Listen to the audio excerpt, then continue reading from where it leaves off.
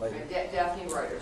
Hi, sorry, I'm back here. Your last name's Reuters? Daphne Oh, that's pretty cool, isn't it? Go ahead. On the 5% defense spending target, have you received pushback to this idea while you've been here this week? And you mentioned yesterday up to 5% was your language. What do you mean by up to 5%? Well, I said up to a path up, getting up to 5% at some point. I'm not saying overnight, but to get to that point. We think that's what NATO allies need to be spending for NATO to face the threats that it itself has identified and articulated.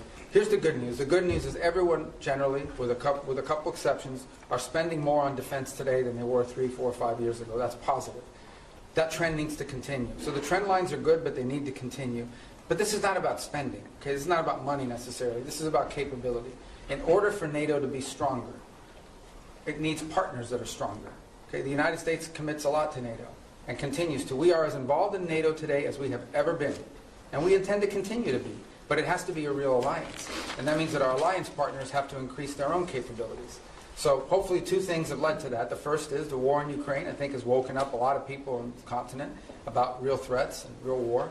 And the other is, I think, the pressure and the statements of President Trump that have been pretty consistent about increasing their spending. So this whole trajectory of more defense spending began, I believe, back in 2017, 2018, under President Trump's first term. We want that trend to continue. And we're hoping when the leaders meet in The Hague that there'll be further and firmer commitments in that direction. I think it's beneficial to the alliance. The stronger our partners in NATO are, the more capable our partners in NATO are, the stronger NATO is. And everybody should be in favor of that. And sorry, just to follow up, so will you try and get the official target as 5% rather than 2%, and will the U.S. commit to 5%? Sure, we're heading there now. I mean, we're going to have to spend more on national security because we have a global footprint.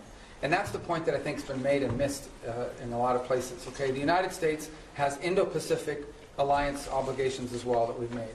We are currently involved in opening up the Red Sea so that global shipping for everyone, including our European partners, can become possible again. We're engaged in counter-drug and counter-gang interdictions in the Western Hemisphere.